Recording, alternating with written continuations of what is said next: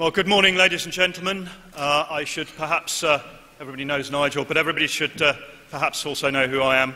My name is Henry Bolton. I'm a former police officer. I headed the international police in central Croatia.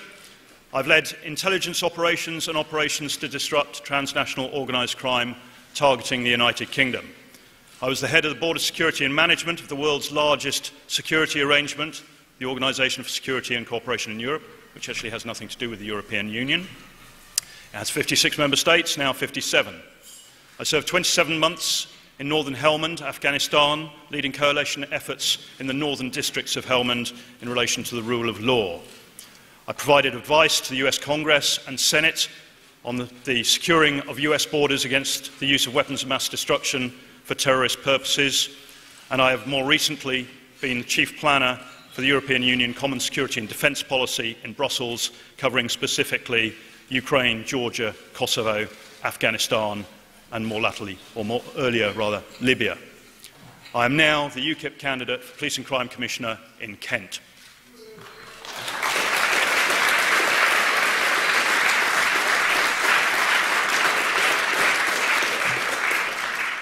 Thank you.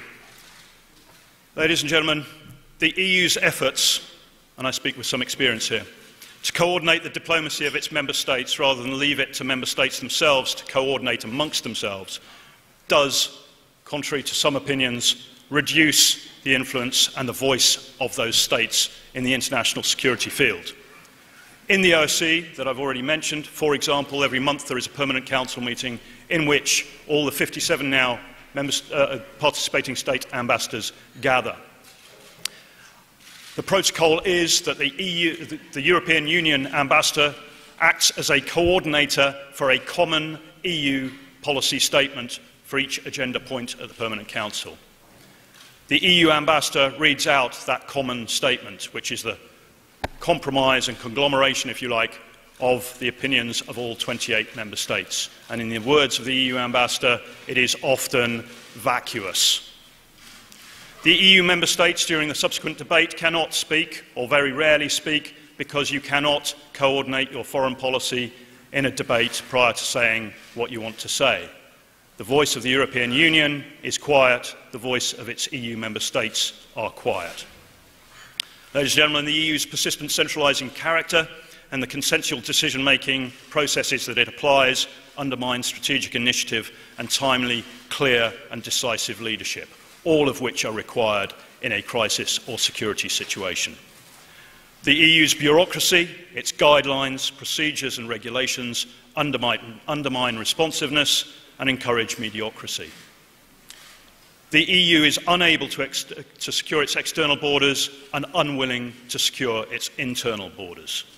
As any police or intelligence officer will tell you, criminals and terrorists will seek to exploit freedom of movement between different law enforcement jurisdictions. And yet, at the same time, the European Union prevents us, the United Kingdom, from taking fully independent actions to secure our own borders from the threats that the European Union, with its policies, has allowed to reach our neighbouring shores.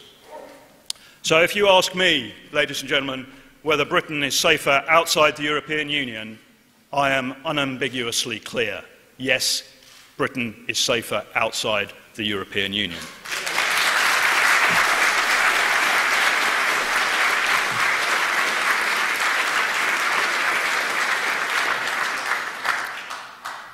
However, ladies and gentlemen, I'm not going to carry on much further at this moment. What I'd like to do is introduce a short video for you all to have a quick look at, which rather sums up the situation. Thank you. And now for the EFDD group, Mr. Farage. Thank you. 4 years ago, I stood here and said that bombing Libya would be a huge mistake. But of course, the UK Parliament and this Parliament were desperate. There was a clamour to go to war. And so now we have a failed state of Libya, which is now a conduit being used for criminal trafficking gangs trying to bring people to Europe. We are guilty for this crisis. We are directly guilty for the drownings that are going on. The problem, ladies and gentlemen, is this. The definitions for who qualifies for asylum are so wide, they include not just people coming from war, not just people coming from failed states. Mr Juncker this morning seemed to suggest that perhaps it would even include people who were fleeing poverty. I'm sorry, we simply can't accept countless millions. Already in countries like mine, 77% of the population say we cannot take immigration at current levels. But there is a real and genuine threat. When ISIS say they want to flood our continent with 500,000 Islamic extremists, they mean it. And there is nothing in this document that will stop those people from coming. Indeed, I fear we face a direct threat to our civilization if we allow large numbers of people from that war-torn region into Europe. I promise my party will stand up to this impending disaster for all concerned. I fear we face a direct threat to our civilization. Ladies and gentlemen, it is with great pleasure that I introduce Nigel Farage, leader of the United Kingdom Independence Party.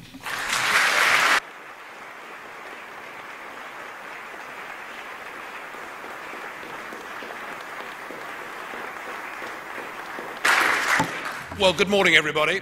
And I think in the shape of Henry Bolton, we must have the best qualified candidate for Police and Crime Commissioner for any party in the entire United Kingdom.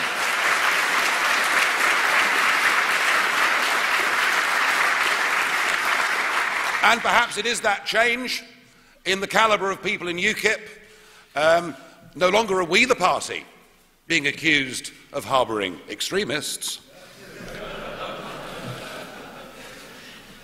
But it is that improvement in the calibre of people in UKIP and the fact that we have refused to shy away from the most imminent and urgent threat and problem that faces this country, namely open-door immigration and the security and social implications of it. Perhaps it's for those reasons that yesterday YouGov said that if there was a general election tomorrow, there are 6 million people that would go out and vote UKIP, a record high in the history of our party.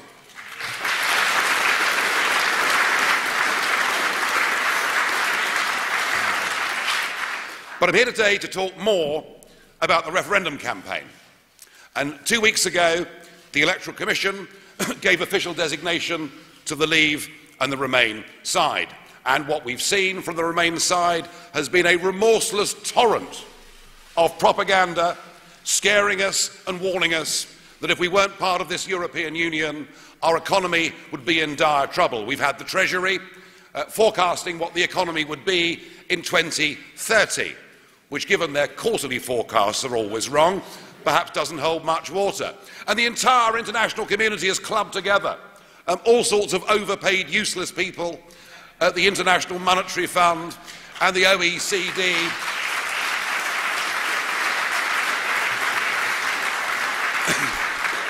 And we even had President Obama coming to the country,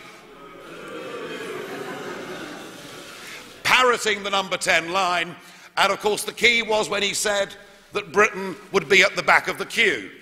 Americans don't use the word queue, they say line, which just about to me proved the point. He was saying what Cameron had asked him to do. But as a result of this remorseless torrent, the Leave campaign, the official Leave campaign, has effectively spent the last fortnight defending its own goal, doing their best to stop the other side putting the ball into the net, decrying all that has been said as being nonsense, but perhaps not being as assertive as they should be. And I'm very pleased that in the last few days, Professor Patrick Minford and others have stood up and said, not only is what the Romanians are saying rubbish. Any of you get that? No, it's all right. Not only is what they're saying rubbish, but actually the trade deal that we have is a rotten deal. For tariff-free access to the single market, we have to accept the free movement of people. We have to accept a daily membership fee of £34 million a day. And for the fact that only 12% of the British economy is engaged in exports to the European Union, 100% of our businesses have to accept EU regulation and law.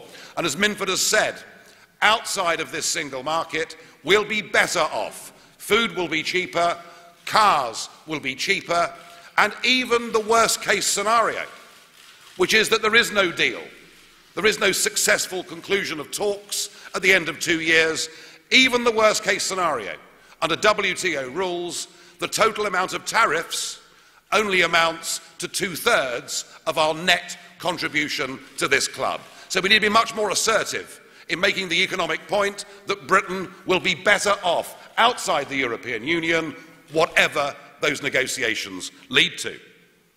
But all of that is being in our half of the pitch. And as a family with a long-standing record, generations of supporting the Crystal Palace Football Club, who are now in the FA Cup final, I'm pleased to say. Well, we are in London. I thought I might have got some support for it. What we need to do, what the Leave campaign needs to do, and what I have urged, Vote Leave, the official designated vehicle, we have got to get into the other half of the pitch. We've got to start attacking the enemy's goal.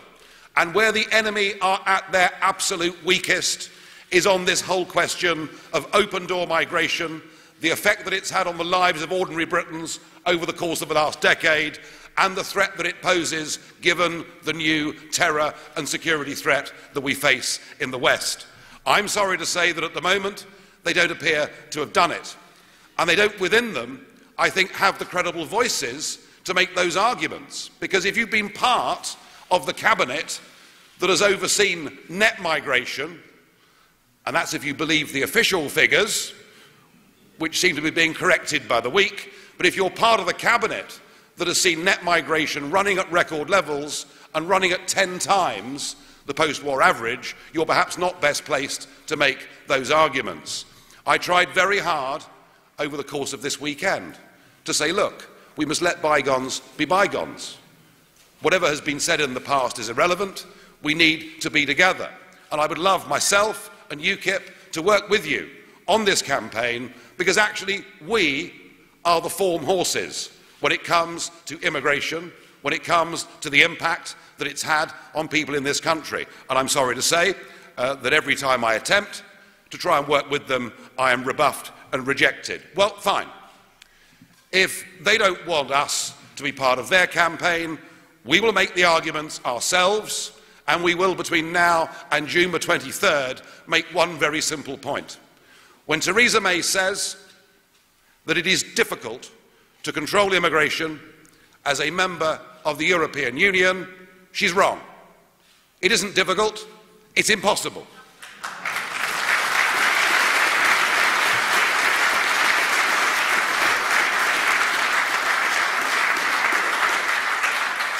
And the reason is all too clear.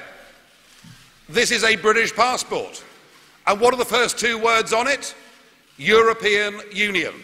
Since the Treaty of Maastricht, we have been citizens of the European Union. And this passport is available to 508 million people. And yes, we're able, not being part of Schengen, to ask people to show their passport as they come through Dover, but there is nothing we can do to stop unlimited numbers of people from EU countries settling in this country and enjoying the same rights and privileges as all the rest of us. We warned in 2004 that letting in the former communist countries would lead not just to a total loss of control, but to an unprecedented flow into Britain. And we have been proved right. And yet, the Westminster set still haven't really clocked it. I guess it's because so many of them come from such privileged and wealthy backgrounds, and so rarely ever dare stray outside the M25, that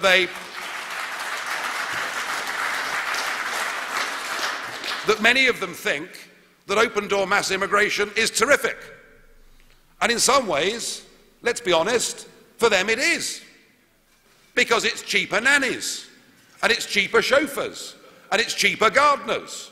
And if you own a big business, be it in agriculture or manufacturing or building, particularly, it gives you access to unlimited amounts of cheap labour.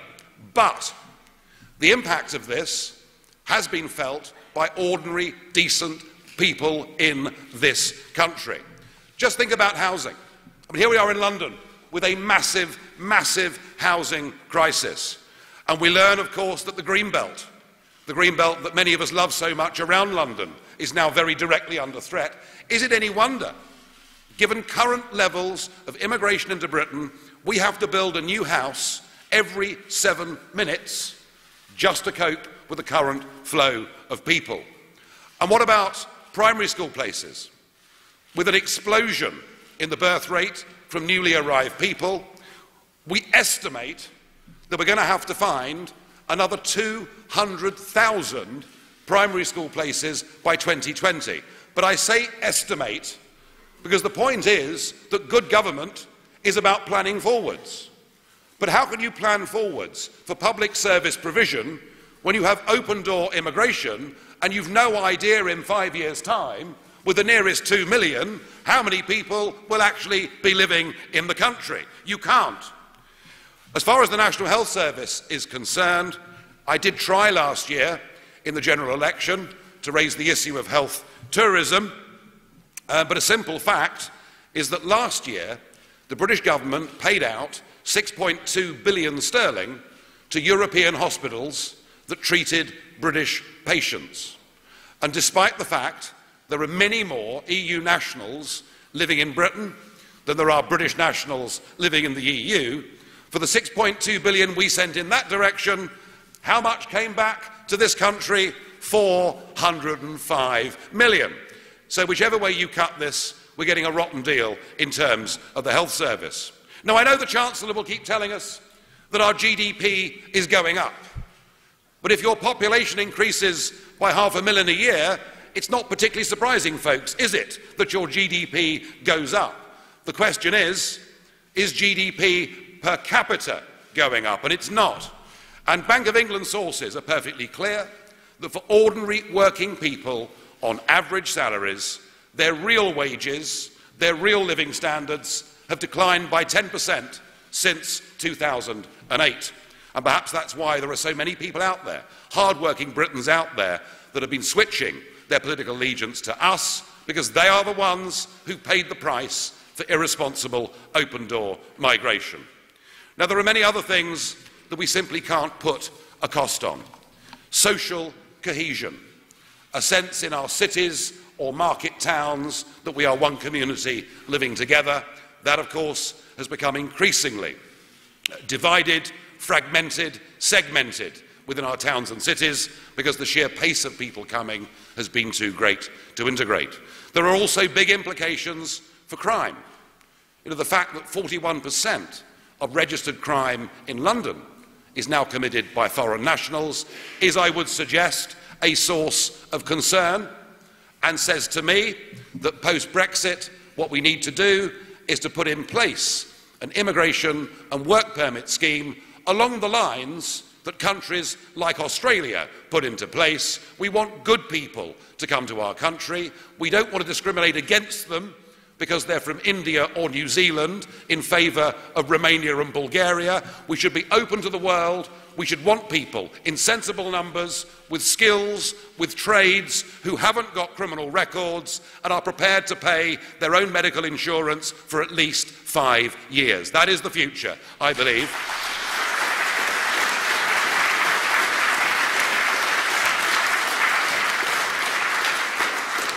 Now, Henry showed you a video just before I got up to speak, and that was on the 29th of April 2015. That is a year ago today that I went to Strasbourg. The general election was just a week later, and I did it in an attempt to make this a debate, to make this an issue in the general election. I have to tell you that I failed totally and utterly to do so. It was even said by one of the national broadcasters that I'd taken a break from the general election campaign. But I was trying to warn that the European Union had embarked on a very bad and ill-thought-out project.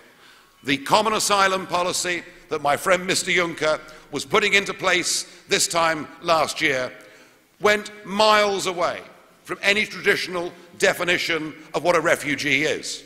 You know, refugee is an individual or group of individuals who fear persecution because of their race, orientation, beliefs or religion.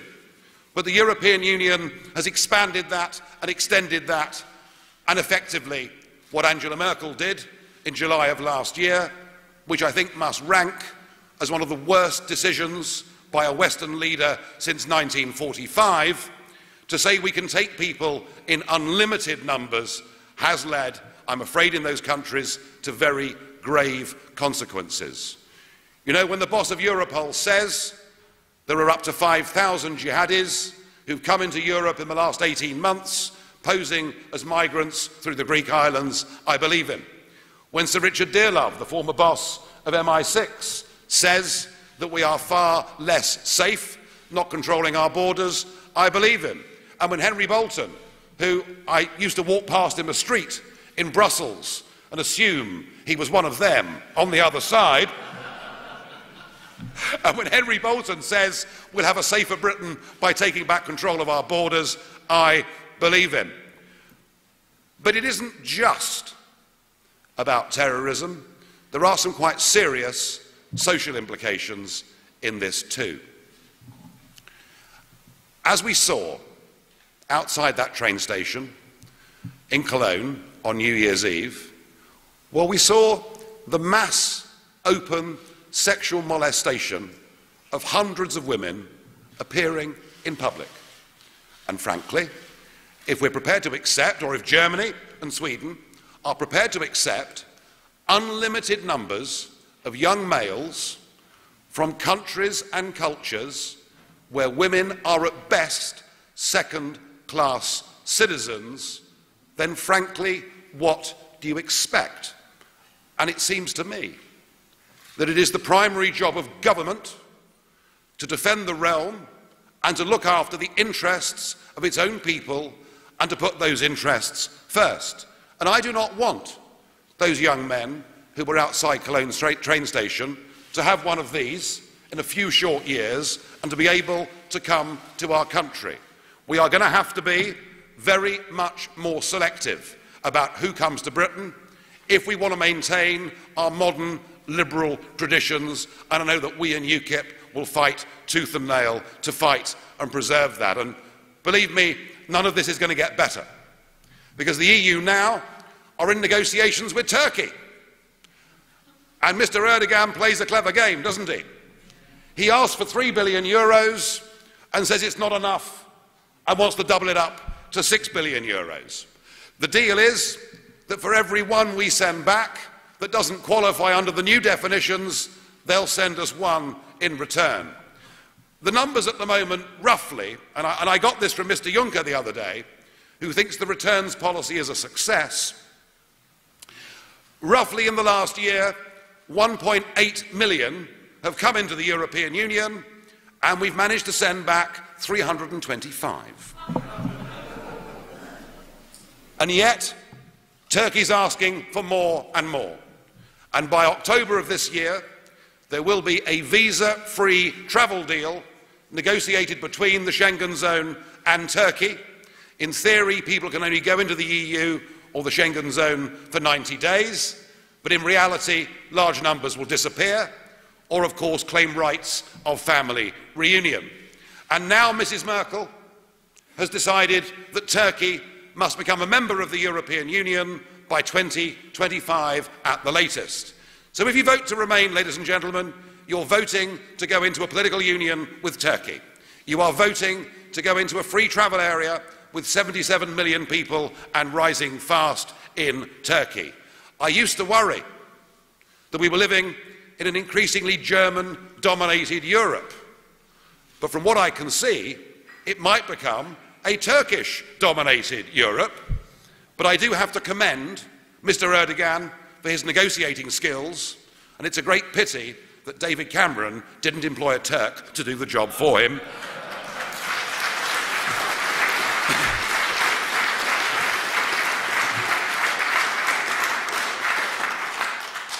For too long, in the minds of many people, the European question has been over here, and the immigration and borders question has been over here.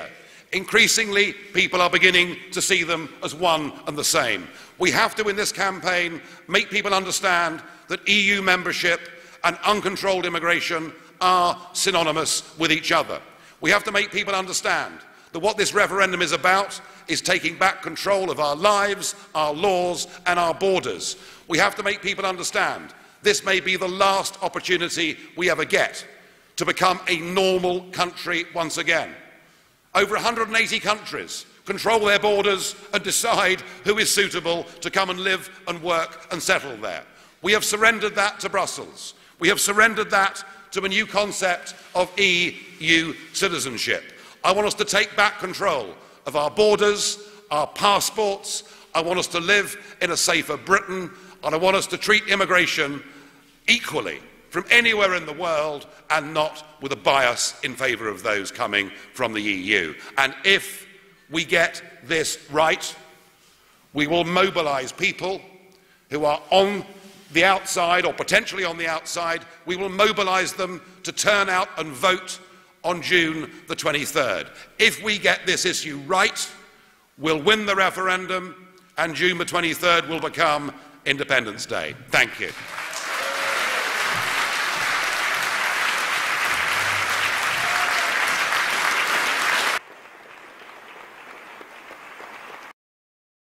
Big Man Tyrone here. Make sure to subscribe to the wicked awesome Robin Hood UKIP YouTube website.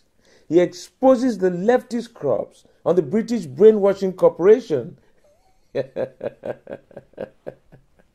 Nice.